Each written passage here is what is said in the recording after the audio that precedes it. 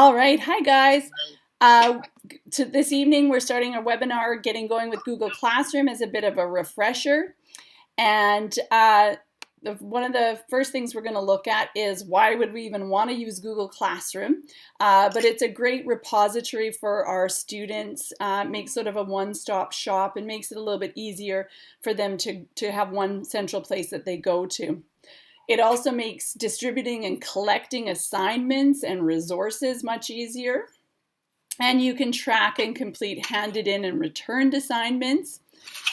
And one other feature that I love is that you can provide feedback while students are actually completing assignments. So if it's something like an essay, you can open up the document while they're working on it, because if you've started it in Classroom and they've started it in Classroom, they can open it up and see what, you can open it up and give feedback. Just don't know how to. There's somebody who's got a mic on and it's just causing a little bit of feedback. If you don't mind muting your mic, and then when you've got a question, you can ask it. And if you're not sure how to mute the mic, you might have to click on your screen, but it'll appear right near the bottom. And then there'll be a little mute button there, just so that we can all hear a little bit better. Okay, so hopefully they can hear me when we're talking, and I should be able to go in and I'm just going to go in and mute a couple people. So I apologize if I'm muting you, but it'll just make our recording a little bit easier right now. There we go. Okay. So we were just talking about some of the uses. It's also great for differentiating assignments and also with the parent or guardian summaries. And we'll kind of touch on a lot of these things today. But any of these things you want follow-up, please feel free to reach out to me as well. Okay, so again, as many of you might be aware, that there have been a lot of updates to Google Classroom over the summer. And any new classrooms all have the class work page. So that isn't available right now in our old classes. They say it might become, but it's not going to be there for a while yet. We can sort of create and organize topics or units of work. We can copy a whole class. So if you do like 7-1, 7-2, we've got a few additions of comment features when we're marking, or a comment bank, and a few different settings. And then the question tool is improved as well. Okay, so for anybody who is brand new to Google Classroom, you go to the waffle. And so when we talk about the waffle, we just mean those little dots beside our profile picture. And you'll find the classroom icon. For some of you it might be under more, but you can drag it up a little bit higher if it's kind of out of the way, or simply go to classroom.google.com. And from there, and I'm just going to show this screen because I already have classrooms, and I know several of you already do as well. And so this is, if you're brand new to it, I'm going to go back a slide, sorry. You would first select that you are a teacher. If by accident you select the wrong thing, just give me an email, and John Viveros will need to go through and just sort of make some settings for you. And then in order to create a class, you're going to hit that plus sign. So we're going to go through how to create a class and how to invite students and some of the other settings on there. And we'll do that sort of live throughout. But just before we get into the actual live demo, I just wanted to show you the overview of the new Google Classroom, because what we'll be demoing tonight is the new one. So the stream is still there, and that shows the most recent activity. And now that they've sort of changed the way the stream works, most likely the only things you'll be posting here are announcements or just sort of quick little tips that aren't really attached to an assignment. So those will go in the stream. Under classwork, now this is where you can add topics and have different categories. So you might add things like your course outline, or if you have reference materials, but you can also post assignments and questions here, and you can create topics or units of work. And then lastly, you have the People tab, and that's where we'll see the list of students and co-teachers. And this is where you can also invite students or teachers. And then last, you have this little About here. That's a good way to display the join code. And if you're going, I don't know what the join code is, we're gonna go through all that. Okay, so I'm just gonna open up another tab on my computer, and I have my Google Classroom tab already opened. But I'm going to create a classroom, and I'm going to ask you guys to join if it's not too much problem, and then that way you can sort of see some of the, you'll be joining as a student, so you'll get to see the teacher side of it on mine, a bit of the student side on yours. If it's a little bit too difficult to do both, don't worry, I have a sample student who will join. Okay, so I'm just going to go and create a class over here. And I'm going to say create. But for students, if you've created the class, they would simply go to the plus sign and click join. So I'll click create a class. I'm just going to say Google Classroom Online Workshop. Okay, and I might just put today's date so I remember. Okay, and I could fill in subject and room, and it's often a good idea to put the school year so that you remember as well. And then I'm just going to simply click create. And hopefully it's not going to be too slow for us in this environment. Okay, there we go. So my classroom is created, and you'll notice I've got those 3 tabs at the top. I have this little About tab, and if I look under People, right now I'm the only one here. So it's just me. If I wanted to invite another teacher, so if I co-teach or collaborate, I would just click on that. And if I wanted to invite students, there's a couple of ways. So the first way, I'm just going to go back to this stream here, and I'm going to click on this About tab, this little About button, just kind of over in the corner. And if you can't see where I'm clicking to, you might just need to collapse your window for a second. But right underneath on that stream is a little About. And what you'll see on your screen now is a little class code typed up, and it's tiny, tiny letters. No child would ever be able to read that from their desk. So if you just click on that little box right beside it, it does this. Voila. Nice and big, so that you can just click on that and get your students in. And so please, any of you, feel free to join that. I know I'm going to join this as a test student, so I'm just going to type this in on my other computer screen, so don't mind me while I do that. And then we'll notice in a second here that we'll have another student in there. So I'll just leave that up, and I can actually copy that, and I can paste that into the, or I can put that into the chat window too if anybody wants to join that classroom. Join code is WUWTCZ. Okay. All right. So it's in the chat window if you didn't get a chance to join right now and you wanted to. And I'm just going to click out of that. And now underneath People, you'll notice here I have 4 students already. So that's just the process of getting students into my classroom. If I teach grade 1 or grade 2 and I want to get them into my classroom, that typing in that code could be pretty difficult. So what I would do instead is I would just click on this and it manually invite my students. So I would just click on the plus sign and I would start to type their name. So I'm just going to put in test student, and I'm going to invite test student, and it comes up with their name, and then I would go through my class list and invite them all.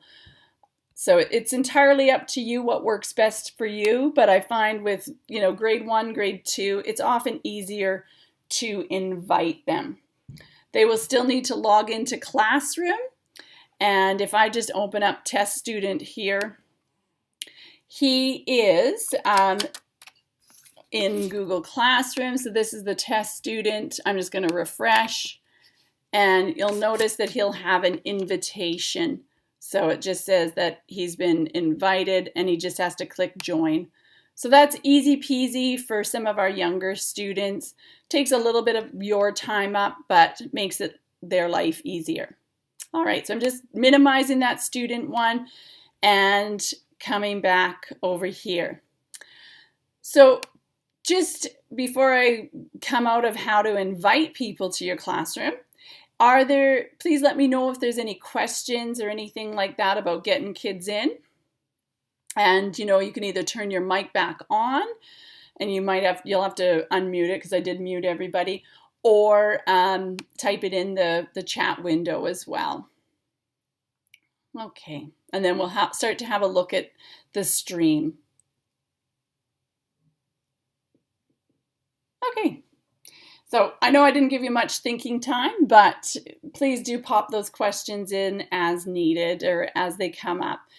So first of all, with the stream, like I said before, this is where we will, and it tells us right here, communicate with your class, create and schedule announcements, and respond to student posts. So if a student had a question, then it would show up here in this. Now, I will mention as well, up from this settings gear, so that just in the top corner, so kind of beside the waffle, is a settings. So if I click on that settings, shows me again the class code, and in the stream, students can post and comment. So entirely what you're comfortable with, but if you decide, you know what, I don't want students posting and commenting right now, you can disable that.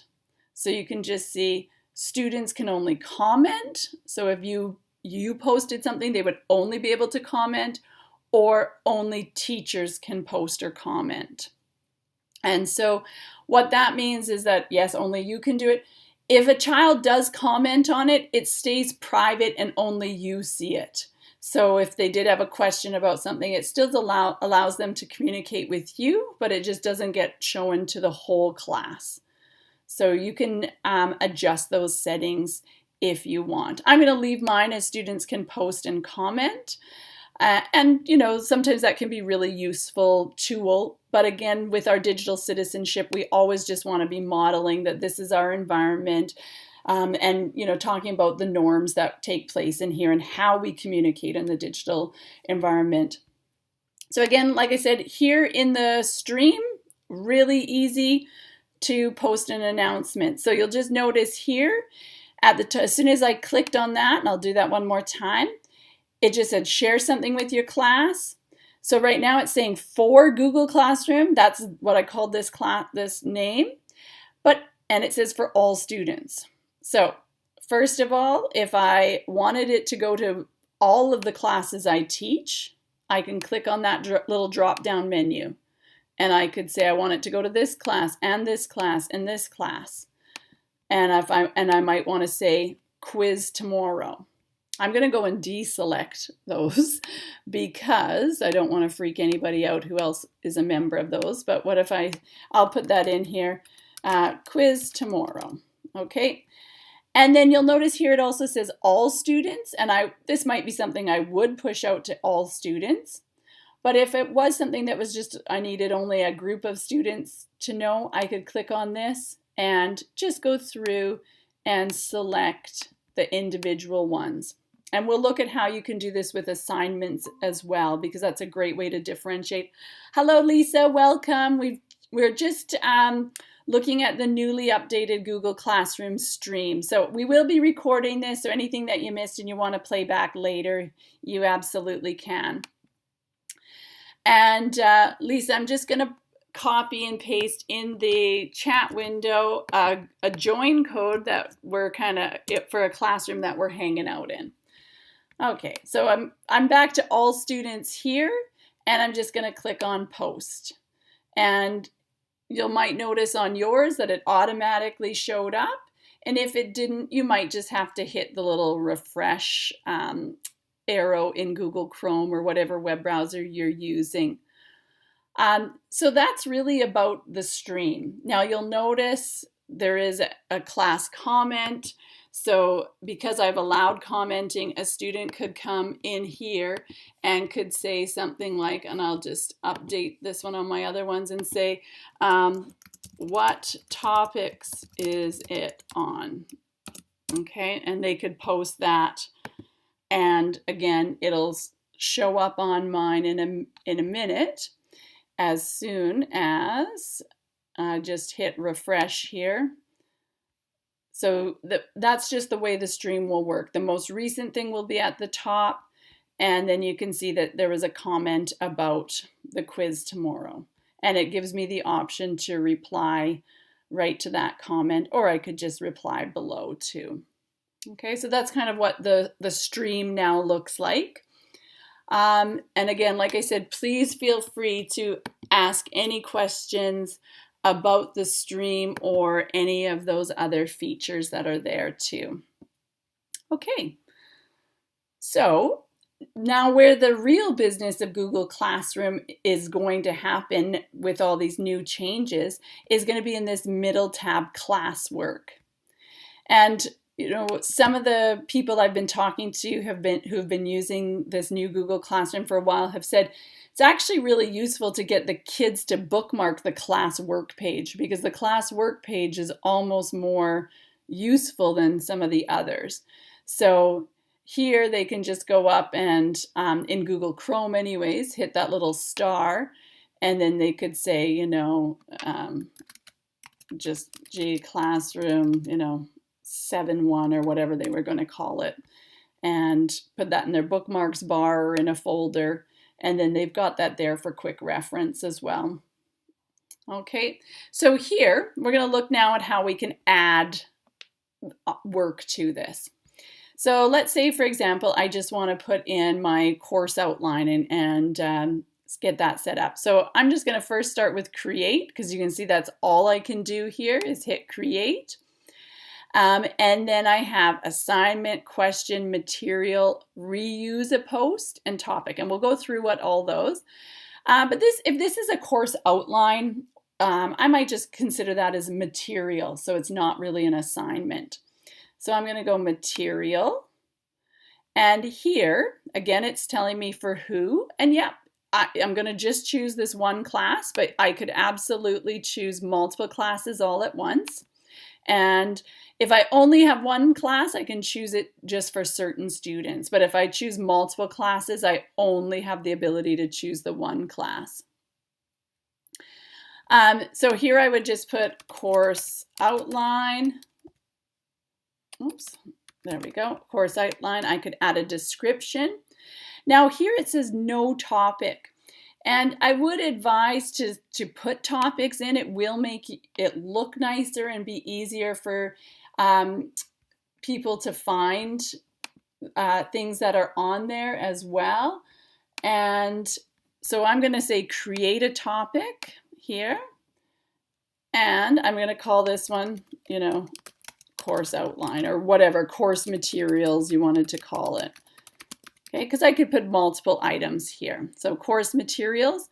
And then I have the options here to attach it. So I can attach something that's stored on my computer from the paperclip, something from my drive here, and something, a YouTube video or a link right here. So if I went to my Google Drive, and I would want to make sure that the outline was already in there, but I could search for it, course outline. Okay, and I'm just going to pick this PDF. It isn't actually a course outline, but this would be, you know, once you located your course outline, and I'm going to say add. And again, I could pick 6 or 7 documents to go on here. I could do, if I did that again. Okay, so here we go. I could go here and pick this one and click add as well if I wanted to add all of those for course materials. So again, materials is really sort of the reference materials, and everyone will be able to view those. They don't get copies of them. And then I can just hit post here. Okay, so now in a minute, your stream will probably tell you that something was updated. And if I just pop back over to the stream here, you can see there's like a little notification. Carla Holt posted a new material course outline. So it just kind of prompts kids to go there. When I go back here to the class work page, there it is, course outline, and I just have to click on it in order to be able to see what all is there. Okay, so that was adding materials. Now, one of the things that you're going to do an awful lot of is probably some assignments. So we're going to look at that one next. So it's the same process. Click on create and add an assignment. Okay, so I'm going to say add an assignment, and I'm going to call this one interest inventory. Okay, you can add instructions if you like. Again, if it's self-explanatory, complete the document, you may not need to. And then underneath it, you have options here for points, and I'm just going to choose ungraded. But if you do know that this is out of 20 or 50, you can simply go in there and type in what your value will be. You can give it due dates if you'd like, or have no due date. So I'm just going to click on that. I will exit that. And a topic. So again, I don't have a topic yet created. So if I go down here, I could put it with course materials, but it wouldn't really fit. So I'm going to say create topic. So I'm going to say create topic. So we'll just call this introductions. Okay. And what you might find as well is useful is to number your topics. It might be hard to know exactly what number they are, but I'm going to call this one 01 and introductions, just to make it easier for kids to find it.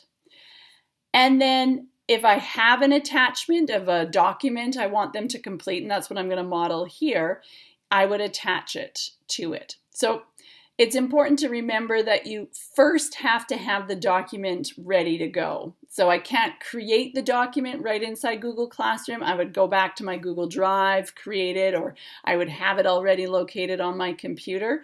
Either one of those is fine, but I just can't create it myself in here. So I'm going to go to Google Drive because that's where my document is that I want my students to complete.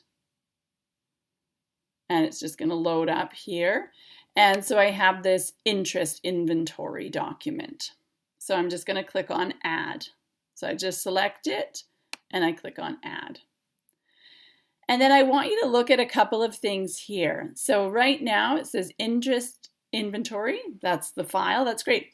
But it says students can view this. And that's not really what I want. I want my students to be able to complete their own copy of it. So what I need to do is hit this little triangle. So anytime you see those inverted triangles, just click away on them. There's always good stuff hidden below them. So I'm going to click on that. And we've got two other options now. So the second one says students can edit the file. So what that means is that all of my students, so 25 or 28 of them, how many ever I had, would be working on that same one document. So I don't use that one a ton, but I might depending upon the context. Now for this one, I want to know each individual student. So I don't want them working collaboratively on the document.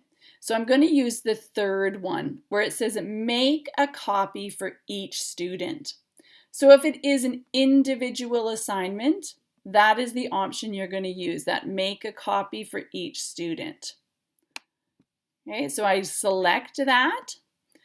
If I had other resources I could put on there. And then another tip that I saw at a conference that was really interesting too is something just called parent tip. So a lot of times we encourage our kids to go log in at home, show your parents what you've been doing, but they look at the assignment and they're kind of going, well, I don't get it. So, you might just put here, ask your child about, and if this one is an interest inventory, so there's not a ton to sort of ask. But if you were looking about photosynthesis, so you could say, ask how plants create food, or how, any of the terminology. You could put a few tips in there as well. So now that I've got the assignment here, I created the topic, I've got the attachment, I can either assign it, or again, remember little triangle here, I can click on that. And so I have assign right now. The second one says schedule, or just save it. So if you're not quite finished making that, you can save it as a draft. But what's really useful is this schedule one. Because what you might find is if I'm doing homework and I'm getting things ready for the following day, some of the kids start opening things and some of the keen kids start doing things that you might not want them to do until they've kind of heard the full instruction or had a context for it. So you may want to schedule it to start for the beginning of your class. So you can just simply type in the time and the date that you want that post to appear, and it will. So I'm going to cancel it because I am going to assign it right now. And we're going to just sort of show you in a minute to what the student work looks like from the teacher side. So while you're looking at that, I'm just going to go back over to my teacher computer, and I'm just going to go in, or where I'm the student, and I will go here and I can bring this right up. So this is the student view. So anytime you see in this one corner over here it says test, that's the student. I'm just going to say show. The student gets this notice, says that interest inventory was posted. I can either click on that right to see it, or I can go and click on the classwork tab also. And I'm just realizing you're not seeing my screen, so where I'm as the student. So I'm just going to swap out of this for a second. Bear with me. Whoa, I'm going to say stop screen sharing. You're going to see me for a second. Hello again, and I'm going to screen share again, but just get a different window. So bear with me for a second. And okay, let me just see here. No, okay, well, let's try this, and we'll see that if you can see what I need you to see here. And we're getting some weird look. Okay, there we go. Okay, so now you're sort of seeing the test student page, and we saw here on the stream that a new assignment was posted, the interest inventory, and then there's classwork here. So if he goes here to this interest inventory, and I did number it, so my next one would end up, number 2. It says, okay, it just says parent tip, no due date. And so if I click right either here, view assignment, or right on that, it'll open it up for the student. And again, it's just saying, okay, this is your work. You can work right on this document. If I hadn't attached anything, what I would encourage students to do is to go add a file from their, just a blank create the file from a Google Doc or a slide or whatever. So this will allow you to have access to it. So I'm just going to open up this document as the student. I'm going to pretend I've completed it. I'll just put in, purple, and I'll say math here. Okay, so let's say that this student, they completed all of their work. They're good with it. They're done. They're ready to hand it in. Because the student opened this up in Google Classroom, they have this extra button over here. So right beside the share, it says turn in. And this is the easiest way for students to turn stuff in. So my student's going to go turn in, and it just says, are you sure you want to turn it in? And then I'll say, yeah, I want to turn it in. And now it shows that the student has submitted it. Okay. So now I'm just going to minimize this screen and go back to my teacher view so you can see what happens when a student completes a program. So here we go. If I go back up here and, okay, so I'm going to give this a little refresh. So now my student was working, they've completed that interest inventory. I can go here to the interest inventory and I can look here. It shows me here, 1 is turned in, 7 are assigned. So it's just telling me 7 people aren't yet finished, but 1's turned in. So if I want to view who these people are, I can click right on these numbers. And so we can see, like I said, I've got a list over here of the side of who's turned in. And I could also, if Angel had started hers, I'd be able to open up her document. It would show up over here and I could look and kind of peer on it while she's working on it. But test students turned it in. So if I wanted to mark his or look at it, I can simply click on it to open it up. And now just as a reminder up at the top, it says turned in. So it's just telling me that he's turned it in. And we have a couple of features over here. Now I do want to just mention here where it says add a private comment. If I was wanted to say, oh, I like how you know, math is my favorite subject. As soon as I press post,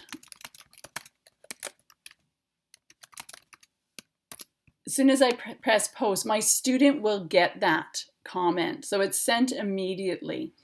And I know for some teachers, they're going, I don't like that. This is kind of a new way of working in Google Classroom.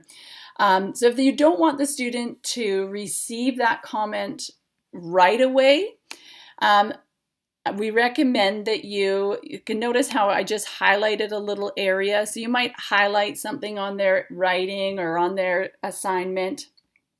And right beside it, you get this little add a comment.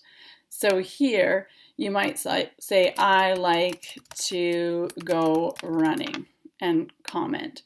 So that comment now here on this side, they're not going to get until after I have returned the document.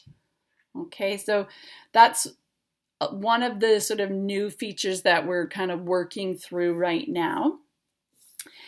So again, we're recommending if you are going to comment, you can certainly use this private comment, but again, the students get that immediately.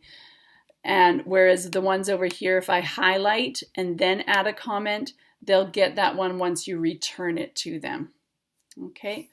Now, my assignment was ungraded. If it had been graded, it would also say the grade here. Now, some teachers as well also find that, sure, I could mark test students and then return it, but it might take me a couple of days before I have marked everyone in the class's assignment. And Janelle, I'll answer your question here in a second. So what they've noticed is that, you know, somebody's going, oh, I got mine back and I got this, and the other person's going, well, I haven't got mine yet. When am I getting mine back? So what you might want to do is you can still go in here, grade it, mark it, add your comments through this commenting tool, and then just close it. And I'll show you a way you can return them to everybody in a bit. Now, the comment bank over here is a new feature too. So if, and I wrote a couple of comments here, but if I teach language arts and, you know, there's comments that I use over and over again, like, please add your, you know, periods and capitals. if I know I'm going to use that comment over and over again throughout the year, I might want to add it to my comment bank. And then that way, whenever I highlight an area, you can see over here, I can say, okay, if I wanted to use this one, I can copy it. So I just clicked on those three dots, copied to clipboard, and then I can make sure I highlight this area. And clipboard just means your computer's memory. And then I'm going to hit paste. So I can go edit and paste or Command V. So and then I'll just hit comment. So that comment bank might save you time, especially if you if you do a lot of annotating on documents for writing assignments. So I'm not going to return this yet. I'm just going to click on the X, but my comments and everything will get saved because Google Docs saves like every 7 seconds. So I'm just going to click on that. And thank you, Colleen. You returned yours in as well. So now if I was ready to return these to my students, and I'm just before what Janelle had asked, can the student edit the document once it's submitted? So this is what'll happen. I'm back in the student one and it says, yeah, I've turned it in. And when I go to access it, it's allowing me to access it, but as view only. So the one thing that I know this upsets some people is that unsubmit is still there as an option. So a student may unsubmit it. So that is one of the things that still hasn't changed. I know that was a feature people were asking for, that if you could prevent students from unsubmitting, and unfortunately there really isn't a way. Because I know sometimes people are going, well, it was due this time, and then they submitted and unsubmitted and resubmitted. So those are things that we just have to kind of be cognizant of, that it is possible for students to unsubmit, edit it, and then resubmit. Something that you might just want to be, okay, so you can notice here it's just said I no longer had access to it.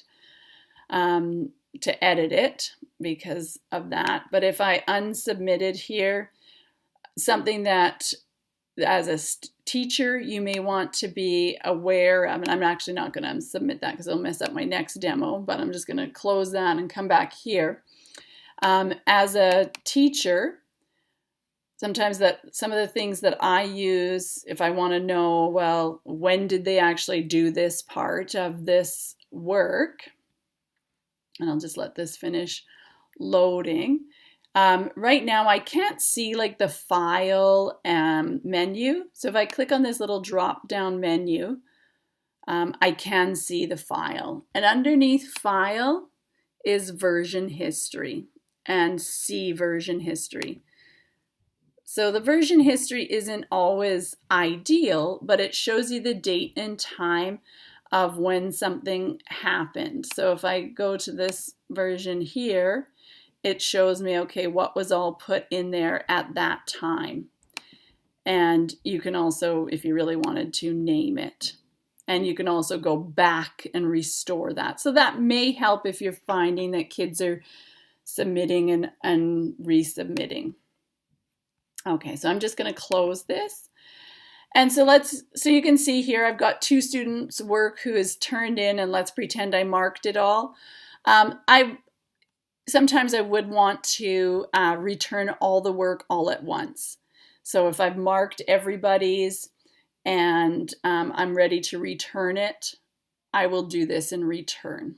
So just so that everybody gets them back at the same time.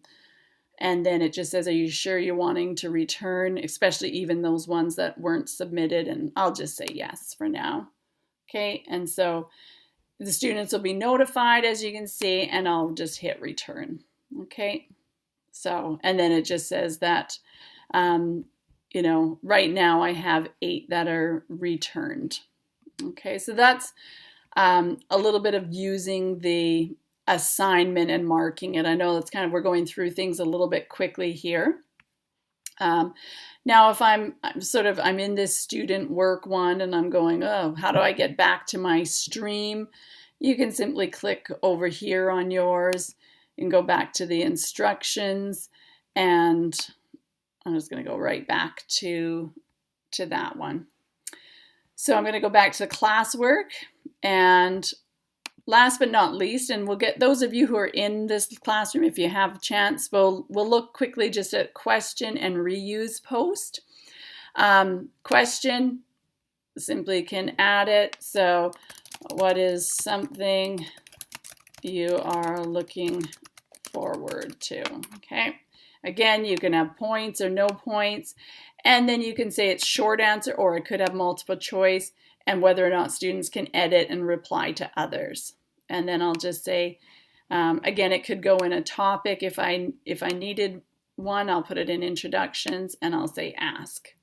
So again, it can work really well for just asking those quick questions on the fly and checking for understanding, so the student can go through and answer those questions as well. You can see right now we've got 0 turned in, but students would just answer the questions on their devices. So just another way to use that. But I do really quickly want to show you the reuse post, because that's really useful. So again, underneath the create reuse post. So a lot of people this year with the new Google Classroom said, I got to start fresh, I got to start new, I can't use any of my stuff. And you may be able to reuse quite a bit of your stuff if it was as assignments. So I'm just going to say reuse post, and then it comes up here to say select class.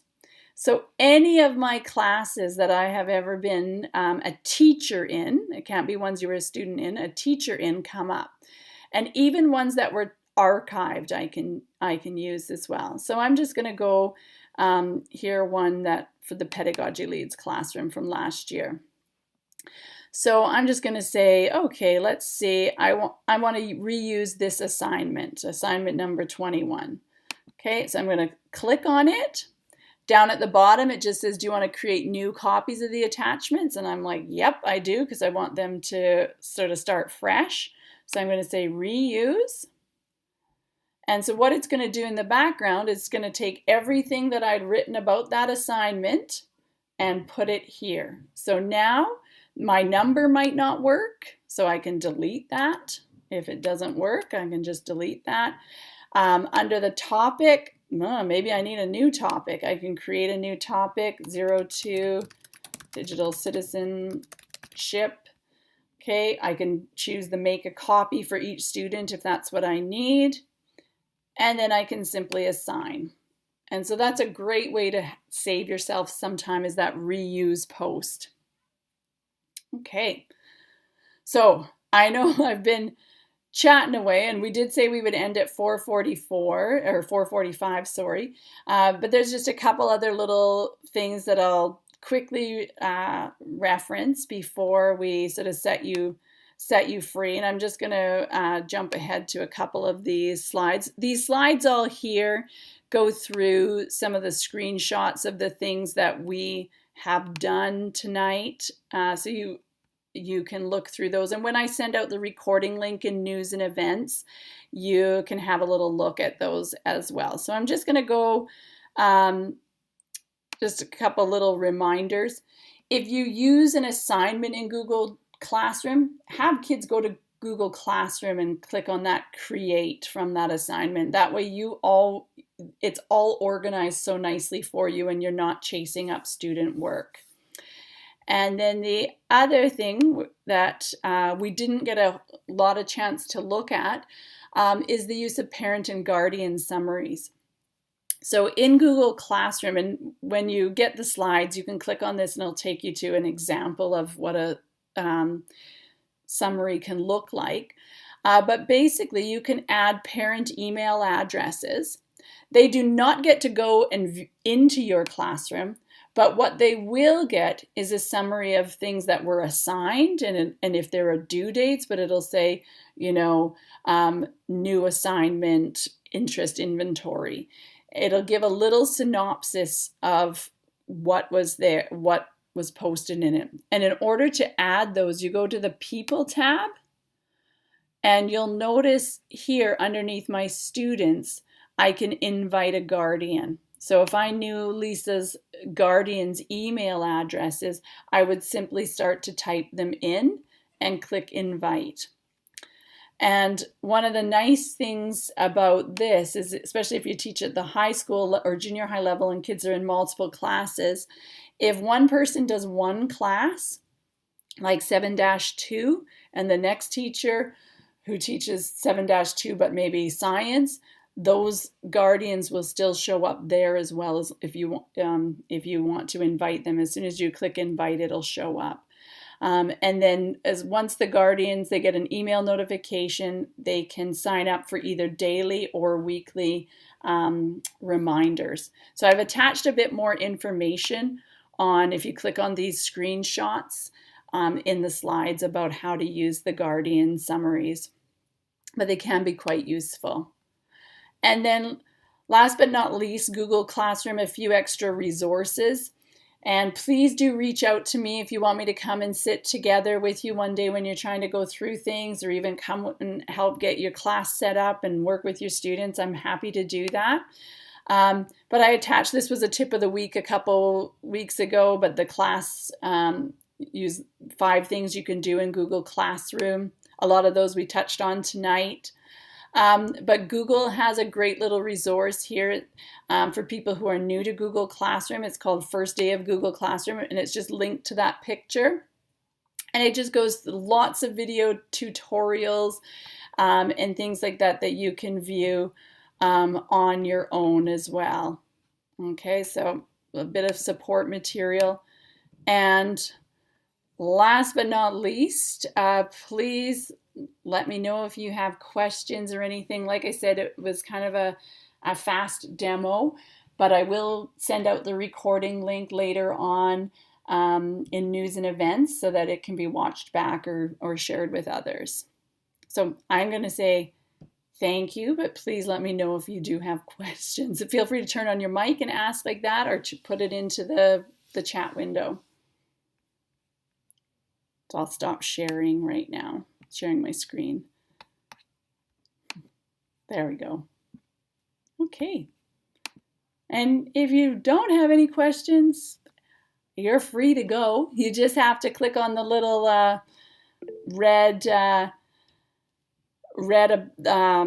phone thing. So thank you guys for joining and everything. I appreciate you taking the time out of your busy schedules to do this. I'm going to be offering a Read and Write for Google Chrome webinar next week. It was supposed to be on Monday, but I'm going to need to reschedule it. So I think it might end up being Thursday again, but I'll send that out in news and events. And again, it'll be similar format, and we will record it too. So if you can't make it and you really want to watch it back, you're more than welcome to.